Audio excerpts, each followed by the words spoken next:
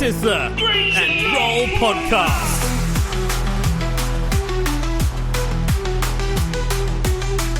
With your hosts, Chibbsy and Mad Dog.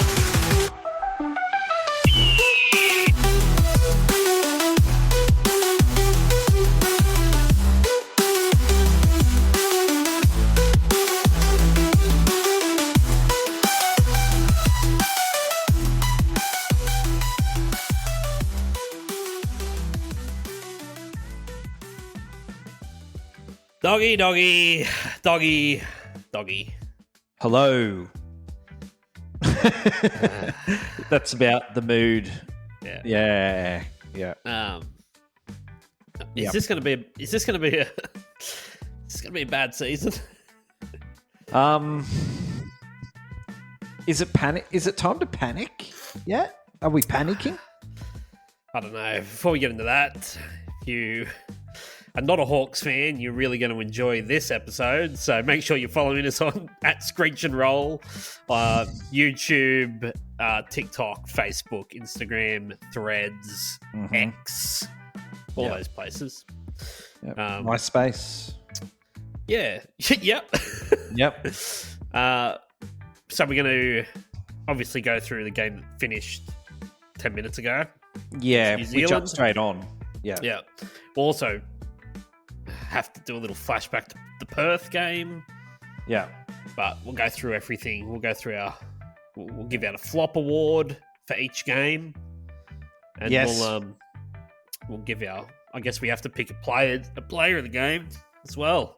We do. Yeah, So, yeah. yeah. Sorry for the low mood here, guys. Yeah, but, yeah. And then we'll talk about Brisbane, who we play on Saturday. Yeah.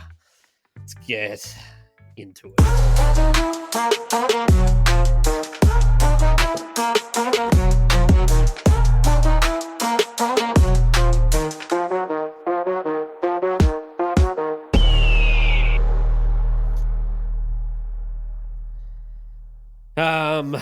Okay.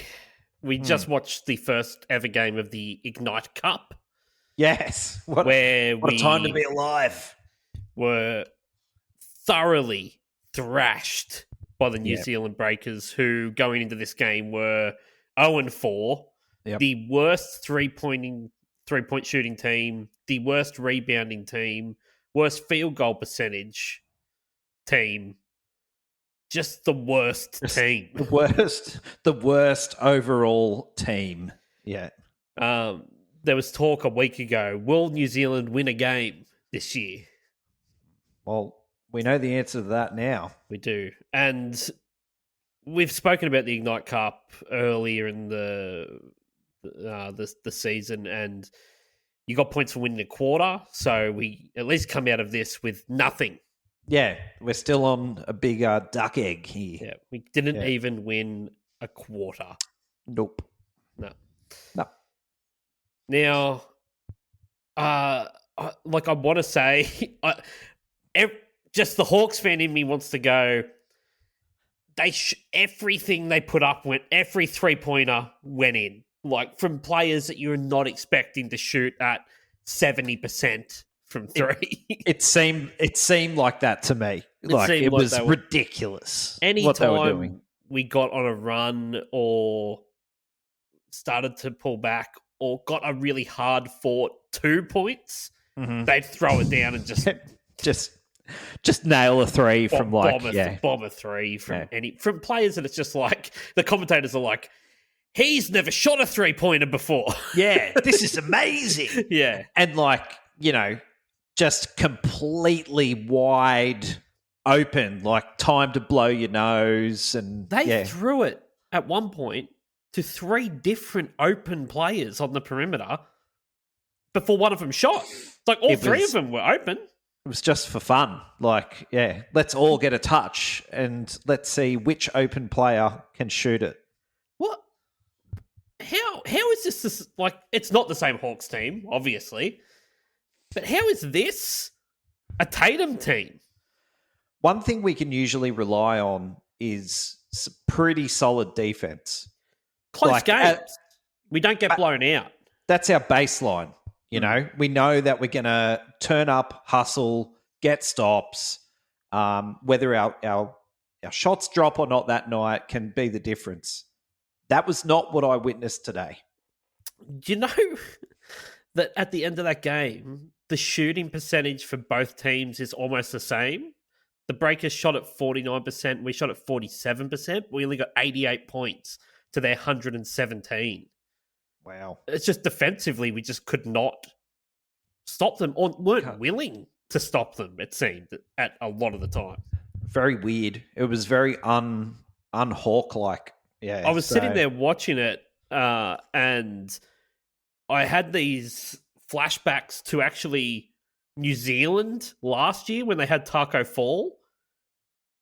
All they had to do, they knew he was just going to be in that drop coverage and be that like a one-man zone in the key. So you just put shooters around and go, cool, two of us will be open. Yep, exactly. And that's what they did. Yep. They did the exact same thing to us. Yeah, exactly. And everything went in. Everything went in. It looked like they could just like throw it over their shoulder, no looker, and it would go in. So, Tyler Harvey, he ended up with 22 points, but he was 8 from 14 shooting. Apparently, he was still a minus 22 while he was on the court. Yep. Did it not remind you of like those lean years of losing Hawks where Harvey was the only person that could do anything? He's a minus 22.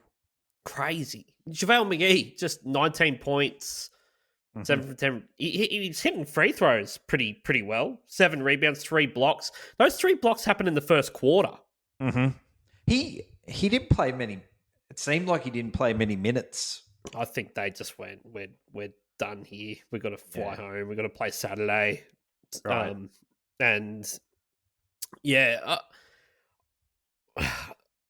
He can't play. You can't play massive minutes. You can't go, we need to fight back into this game this early in the season and put that many miles on him. Yeah, risk a blowout, blowout or something. Yeah. Just other people need to be better. Like the bench had nothing. You know how many points we got off the bench? Complete shocker. We got 8 points off the bench. Yeah. Think about when Davo and Lee and Days and that were coming off the bench and everyone's just coming off the bench and getting double figures. Yeah, dripping points. Yeah, absolutely. Bale's got 2 points. Bolden got 2 points. Jonah Bolden, I am a big fan of Jonah Bolden, but you've been talking him up. He was just not a threat at all to score. Yeah. He was ball stopping like nothing else. And New Zealand don't have anyone big. Who is it? PJC? Parker Jackson Cartwright, who's 4'11". Looks like fucking Shea Gilgeous out there. He was able to, every time, whenever he wanted to, just charge in to the key and whip it out to whatever free shooter he wanted. Yeah. He gave up maybe 20 scoring opportunities just to whip it out for threes. He was trying to set the assist record. It was wild. He got 17 assists. 17 assists. Watching it, I was like, there's a point here where it was like watching my under 12s basketball team dribble the ball off their foot. It bounce around on the ground while everyone's swiping hands at it. And you're like, someone grab the ball. Yeah, losing handle and like even Harvey lost it a few times, and but out of effort, like at least he was trying. Kind of things, but they forgot how to dribble. Point. Peatling had a good game. Well, you're going to give someone something. Harvey had a good game. I get he's a minus, but he's always a threat. Yeah. They have to worry about him. There wasn't anyone else out there to worry about. No, that's right. Although, I think it was one of the first plays of the game. You know, JaVale had it, kicked it out to Tyler. He hit a 3. I thought, There you An go. early three from Harvey is such a massive thing because sometimes he doesn't get going until the second half. Exactly. And what we predicted was happened, like they doubled. Yes. And then, so we thought, as long as Tyler can sort of stay open most of the time, happy days. 100%. Yeah. And we love Peatling, but if Peatling is getting 14 points in a game and he has to take all those shots, it's... grim times. Grim times. And then just having nothing coming off the bench where Tatum's like, who do I put on? There was some lineups that ran out there that no one. I'm like looking around. I'm like, none of these five can score. Yeah. What are we going to do? Even if we get a stop. And they turned the ball over a bit, but we couldn't do anything with it. Yeah, it was... Sam Menenga got 20 points, hit 4 threes. Yep. Cartwright had 20 points, 17 assists, and 6 rebounds. He's 3'8". How many rebounds? 6. He's an Oompa Loompa. Like, it's insane. Oh, man. Yeah. And Lopez they had 40... Oh, Lopez... good. That guy, looks like a top 10 draft pick, doesn't he? Yeah. He's a teenager. Yeah, he's 18 or something. Yeah. And he was not flinching at all to throw the 3 ball up. I guess once you just see a few go, you're like, oh, I'm on here. But they had 45 assists to the Hawks 19. Wow. Yeah. Wow. Yeah. Wow. Okay. Wow. So, I mean, you're looking at differences. Yeah, 45 assists to 19. The ball movement, we had none. No ball movement. It was either drive in and try and score, and then they normally missed the layup or didn't have a foul called and were too busy whinging about the foul not being called to run back and defend, or throwing it into McGee. And they were double teaming him. He wasn't able to take a few times where Rob Lowe got stuck on him one-on-one and was just screaming like he was in Gallipoli, like just being told the whistle blowing, told to jump over the trench and run. He's screaming for help and nothing coming. And McGee had some easy baskets there, but it didn't come easy for him to get, 19 points, didn't I say? Yeah, they weren't easy points. No. Yeah. 17 turnovers. 17 turnovers from the Hawks as well. My favourite turnover, maybe a new segment, favourite turnover. Favourite turnovers. Was J-Roc falling over at one point. That one is with no one near him. Singed into my memory. He fell over. And I'd like to say we all do it, but I've seen him do that now 4 times on a basketball court. Starting guard for the Hawks has fallen over 4 times and lost the ball. Yep. That's what's happened. That's what's happened. Yeah. So I really don't know what else to say about it. You could just go, all their threes went in and we couldn't handle the ball, and that's the difference. But it just seemed like something was so much further off than that. There was no defensive hustle, no hunger for a rebound. How many times did they have second chance or third chance attempts where they just whip it out? Oh, you have a go at a 3 then. Didn't go in. So okay. Your turn. Yeah. The smallest guy on the court will rebound it and throw it out to someone else. I was psyching myself up to come on here and like, no one wants a sad sack on here. I'm going to try to find a positive, and there aren't any. But maybe there are. Come tomorrow, you know what I mean? Like maybe we sleep on it, and everyone had COVID. It's all right because we're going to be real fired up for Brisbane on Saturday. But I came away from it in despair. I was speechless. I was just sitting there in complete silence, kind of just watching the score tick up and like every shot going in.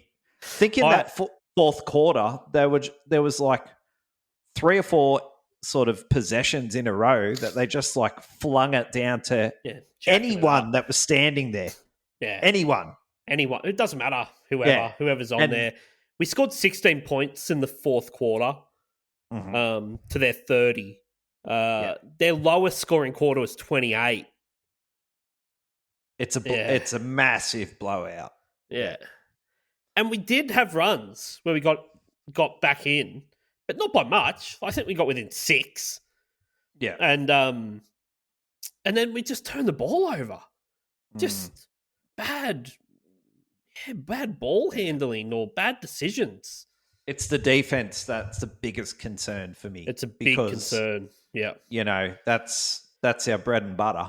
So. And we'll get to this later in the episode, but I tell you what, Brisbane are a much better offense team than New Zealand. Yeah. Wow. Okay. Yeah. But I'll tell you what, this makes the sandpit on Saturday freaking important. It's important. It just sucks that it's got to be important. It's like it'll be our fourth game. I'm just thinking in terms of culture and morale. Yeah. This one's a big one. The thing is, I think the culture and morale is it's seeing the back of J-Roc. Like, talk about not trusting a player. How many times did you see him completely open? Yeah. And they would swivel their head, see him and go, nah. He's on the outer. They don't trust him at all. There was one point where Mason Peatling ended up with the ball at the top of the key and J-Roc was standing in the corner alone. Yeah. No one anywhere near him. He looked at him and went, I'm just going to put a runner up. Mason Peatling. Yeah. It went in. Like a Harvey-style floater from the top of the key. Yeah, but that was a higher percentage shot to him. I noticed that, yeah. And that happened so many times. I saw Harvey tried to get him going early and he got a few shots and he hit a 3 relatively early as well. And I'm like, okay, hopefully he's going to be on here because we need someone else to score. You need a third scorer. Mm-hmm. And then it's not even the lack of scoring. It's the no confidence with the ball, wanting to bring it up the court, wanting to attack. Like, just do what Parker Jackson-Curragh was doing even. Don't score. Just be aggressive and drive to the basket and fling it out to someone who will shoot. Yeah. Do that. Yeah. Don't stop it halfway. Yeah. He got 4 assists last week. 4 assists. What do you get? Yeah, 5 points. Yeah. 1 from 7 3-pointers. He's not up to it. Yeah. He's not up to it. So it's rough stuff out there, ladies and gentlemen. It's rough. All right.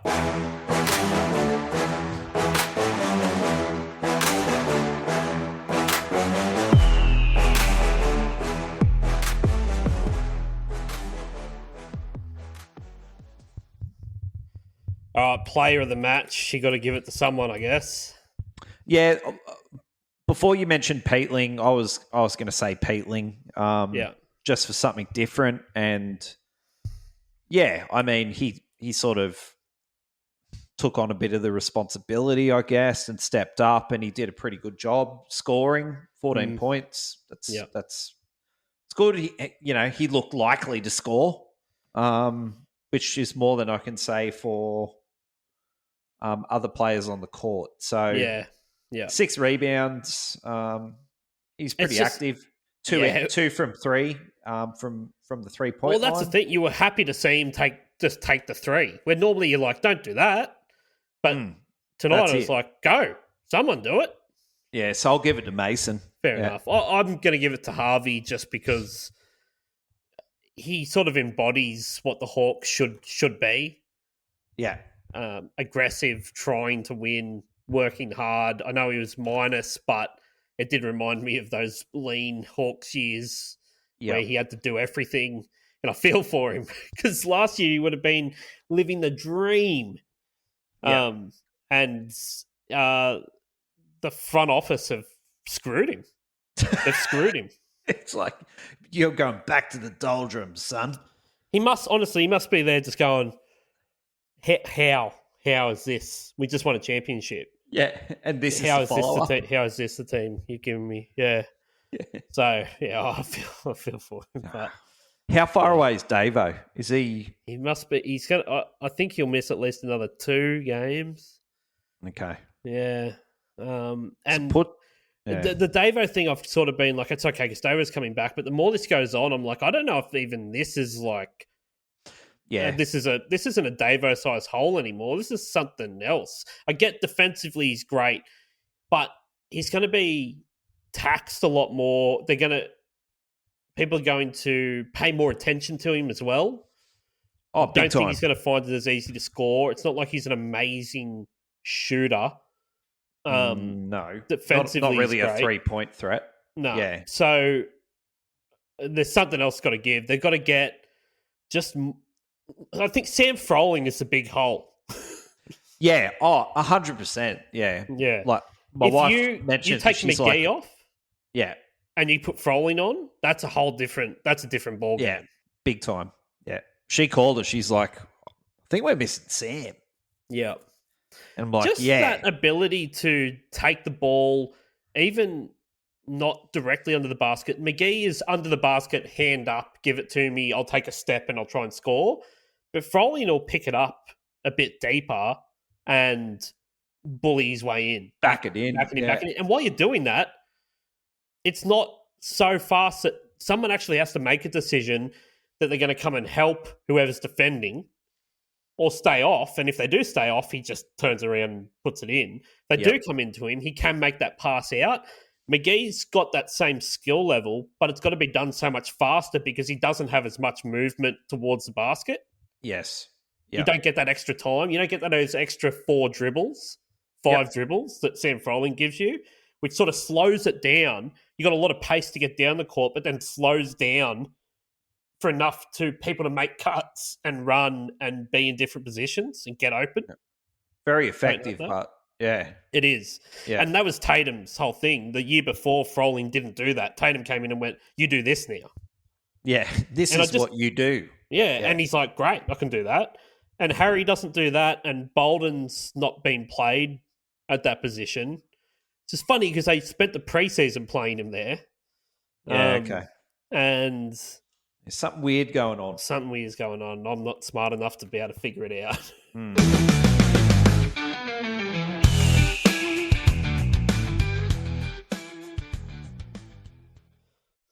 All right, it's been a little while since this game, so we won't go too in-depth with it, but we've got to talk about the game against Perth that we had, another loss. Competitive, at least. I thought that was bad at the time, and now it seems like, great. That whole game came down to the fact that we couldn't score in one quarter. We scored 13 points in the third quarter of that game, and that's it. You just the lid goes on the bucket and nothing goes in. Mm-hmm. Not unlike this New Zealand game where the offense is completely stagnant, but that was the difference. Like that quarter. Yeah. Was that third quarter? Yeah. That was very much a turning point. I'm like, that might be one of the worst quarters I've ever seen us play. It was 23. We scored 13 points in that third quarter. Yeah. And it was, again, just a ball movement. The ball does not move. Hickey's not on the court. The ball is not moving around. You've got these one-pass offensive plays that are either one pass, someone drives in and tries to lay it up, one pass into McGee and he tries to do something, or into the corner for a 3 if someone happens to get open. Yep. And we just don't seem to be as open as anyone else. Like every other team we play, it just seems to be a lot of open players out there. It seems like sometimes we're playing against 7. Yeah. It's and I was really encouraged by the way they came out. The first quarter was unbelievable. I thought, here we go. we've had a bit of a wake-up call. Tatum's ripped into him. That defensive hustle was there. We were getting stops. We were hitting shots. We were moving. And I'm like, this is what I've become accustomed to.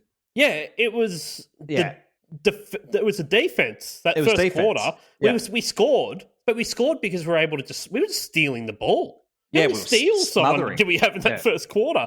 There was so many times where Greeter or Bales was just swiping at balls as people were dribbling past and being like, "Oh, I've got it. Cool, thanks. Throw it there." Yeah. Yep, exactly. Great. Exactly. And I love the steal. Harvey gets a steal and pulls up at the 3-point line and drills one, and you're like, "I like that. That's good stuff." Absolutely. And the first quarter was unbelievable. What they need to do is just show that first quarter, go back and show them over and over and over again this week. They can do it. This is the bar. Yeah, this is baseline. That hustle. And if you won't do that, we'll put someone on that will do that. I don't even care if you can score. I want to see you swiping at balls, running out to contest every shot and getting blocks. Mm-hmm. Believe you're going to block it. Correct. Yeah, 100%. That's what it was. It was belief. It was like, we are going to smother you. We're going to oppress you. We're not going to let you move. Yeah. We're going to get the ball back and we're going to score. Yeah. Yeah. It's hard to get away from. It gets to a point where it's starting to get away from you and you're 6-8 points and you just want to say, just get McGee on and keep throwing in the ball. Yeah. Yeah. But I get you can't. I get coaching and tactics is more than this and it would get figured out. But you just go, I don't know how, in a frustration fit from the coaching staff, that you don't just go, if you have the ball, throw it towards the ring. McGee, catch it. Yeah. Yeah. Reach up and put it in. The start of that game was, he was just like, oh, great, I'll just do this again. Yeah. He had 50-something points in his first 2 games. It's the first time since 1993 that anyone scored that many points in their first 2 games. And like a rebounding, it was like a points rebounds stat. That wild. He's got, and blocks. Blocks, It's, if he becomes just a decent free throw shooter, can shoot at 60, 55%. Yeah. It's going to be good. It's going to be great. Yeah. I can't wait to see Davo throwing lobs up to that dude. Davo would be doing what Parker Jackson Cartwright did tonight. Yeah. He reads the game well enough to know, which is what you're not getting from J-Roc, is to go, he's doing that. I can do that. I'll do it better. I'm bigger. I can do that better. And would do that. Yeah. Definitely missing the big fella. Yeah. Yeah. He's better than Michael Jordan, for God's sakes. Yeah, he's better than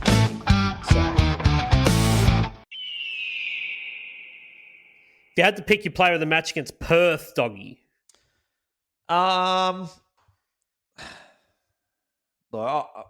Obviously, Harvey's always up there. JaVale's always up there. Yeah. I might give it to Wani. I gave it to Wani as well. Did you? Yeah. I did. Okay. Yeah. Yeah. I just thought he was pretty much the only guy that was able to guard anyone out on the perimeter.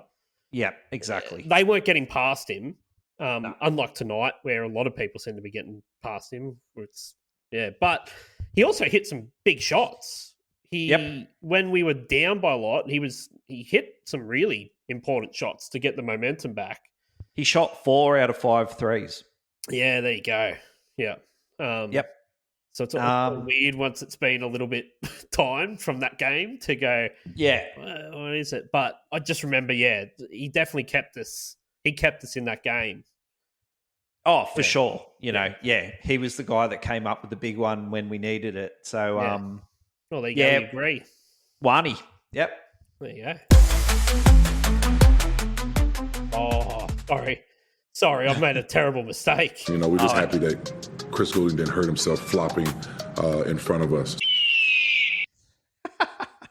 Okay, let's go the Chris Goulding Flop Award for the Perth game. Do you want me to go first? I want you to go because I forgot to take notes on this, so Okay, I'll just react I've to got it. one. I've got one. And it's not a player. Oh, okay. I'm going to give it to John Riley, the coach of the Perth Wildcats. And the reason he is a flop, and this isn't because the player is terrible, this isn't anything to do with the player. This is coach flop. Playing your child, who is a development player, on a development player contract, more minutes than Elijah Pepper, Jesse Wagstaff, and Ben Henshaw. Ben Henshaw of the FIBA Asia Cup gold medal team. Correct. Yeah. Does not look good for you as a coach. Even though he's good. His son is good. Yeah. He's a good player. Yeah, he played well. Yeah. And they've said, well, if we'd had a roster spot available, he would have been signed to a normal contract. That doesn't make it better. That just means it's more of a scam of the system. Development player getting more minutes. Yeah. Than championship winning players, basically. Pepper, hit the pine. Yeah. My kid's playing. He played huge minutes, and apparently he was like plus 44 or something while he was on the court. He was very good, and he seems like a really good player. He does seem good. Still, not a good look. Not a good look, Johnny. That's fair enough. Yep. Yeah. So that's my flop award. Jaron, really? Is it? Yeah, I don't know. Jaron. Jaron. Yeah, I don't know. Okay. We'll give away the Chris Goulding Flop Award for the game we just watched.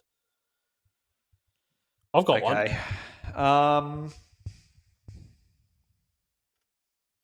Who's yours?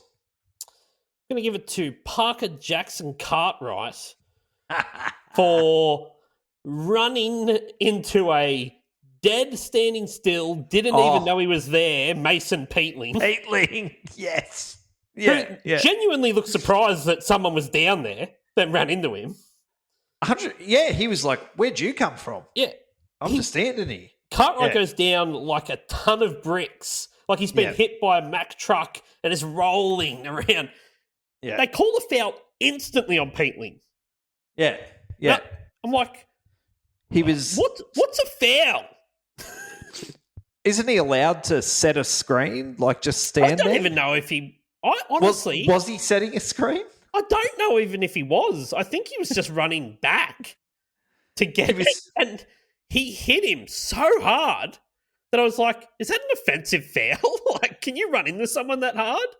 It was...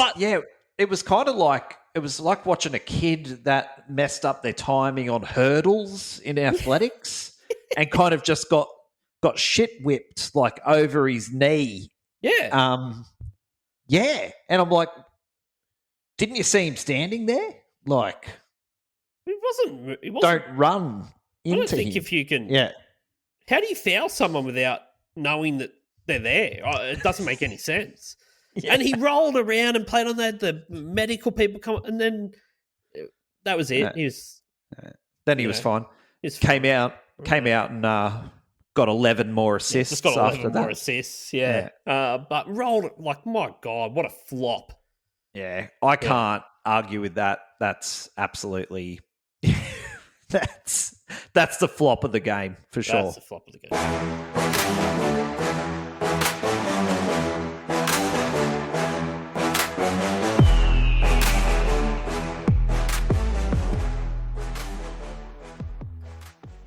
All right, Doggy, got another game this round. We do. On Saturday at the Sandpit. We're going to play the Brisbane Bullets.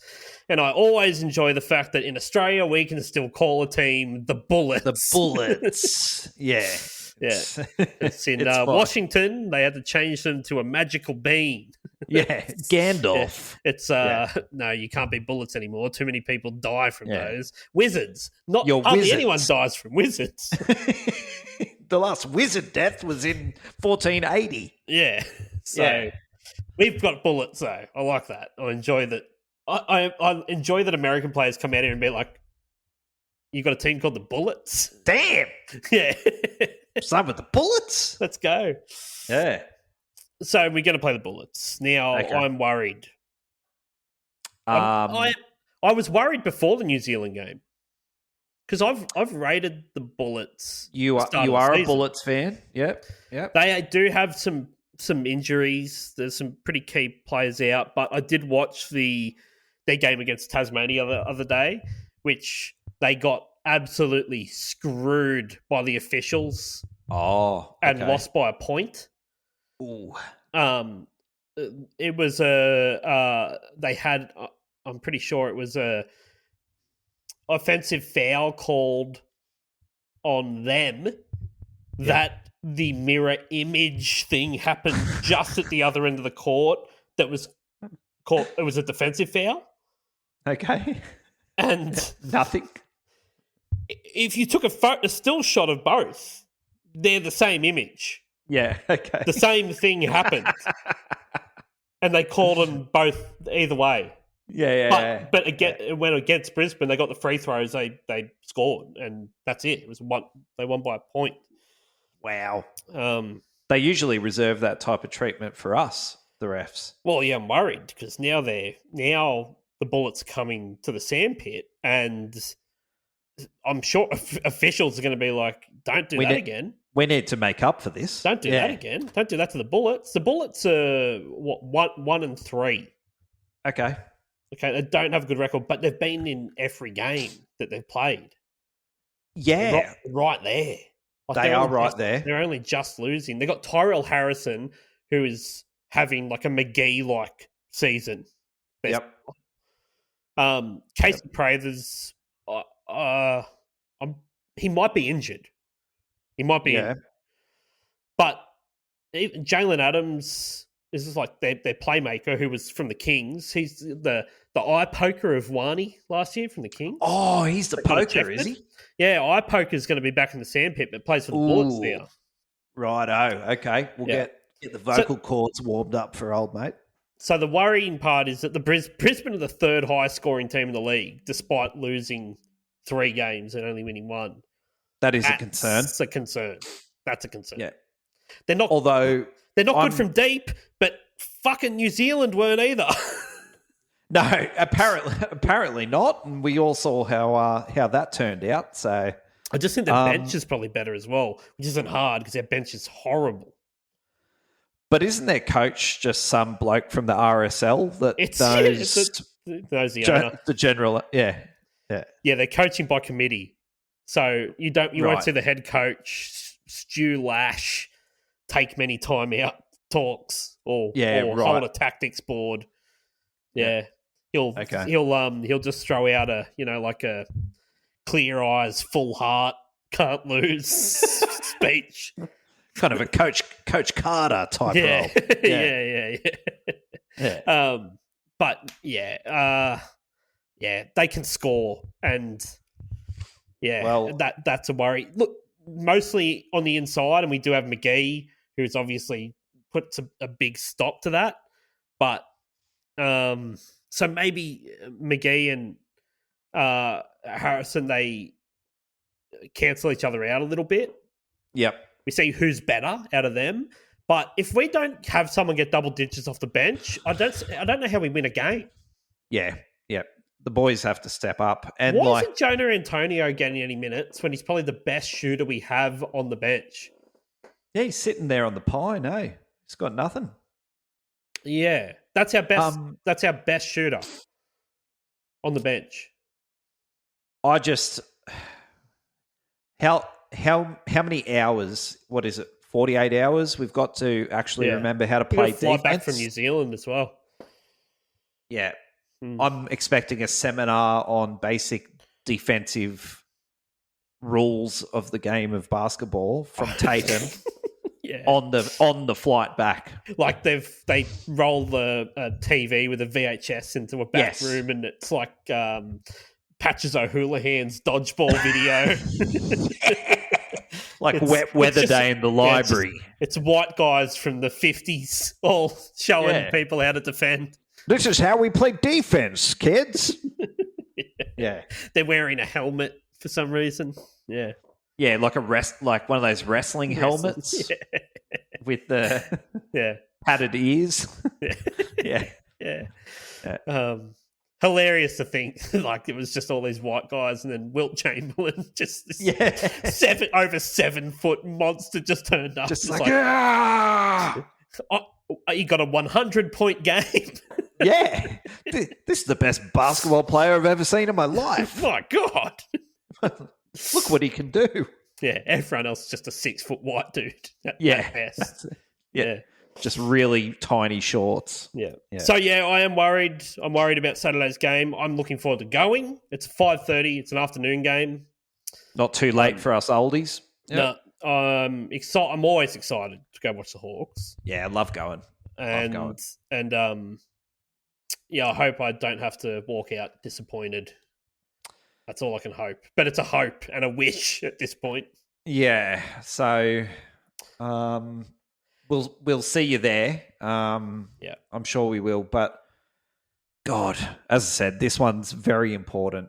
I think just for the morale of not just the crowd, the Illawarra. Yeah. It's a big come down after a championship winning season. People are going to start talking. You know what I'm saying? They're going to start talking. They're going to start talking. Yeah. Yep. And they're going to be forced into... you're going to have to make some hard decisions soon. That's for sure. Yep. You don't want to be 0-4.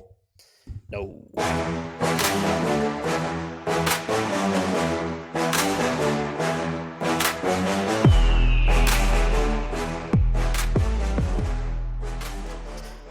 All right, Doggy, we've talked about the New Zealand game that just happened. We've talked about the Perth game. We've given our Chris Goulding Flop Awards. We've given our players of the match. We've talked about the Bullets. We're well and truly into the season. We do not have a lack of things to talk about. We're in. It's rolling, baby. Yeah. So let's go Saturday against the Bullets and hope for the best. Make sure you're following us on all the social medias, Instagram, Facebook, YouTube, our YouTube channel where you can get the full episodes as well as clips, daily clips from the podcast. We will have some more guests coming up soon as well. Which I'm excited about. But, make sure you're following us on all the socials. And if you're listening on Spotify or Apple Podcasts, wherever, rate us 5 stars, leave a review. It helps us kind of get the word out. And I reckon this one's going to be well listened to by anyone but a Hawks fan. Because they're just going to love... There's nothing better. I do this with the Premier League where there's something about listening to Manchester United fans have to talk about how crap their team is every week that sometimes you just need to make yourself happy. They're going to love the pain in our voices. They will. Yeah. Hopefully we can on next week and we're a little bit more joyful, Doggy. I want a reason to get cocky. Yeah. That's why we wake up in the morning. All right. That's right. Thanks, Doggy. Okay. Thank you. See ya.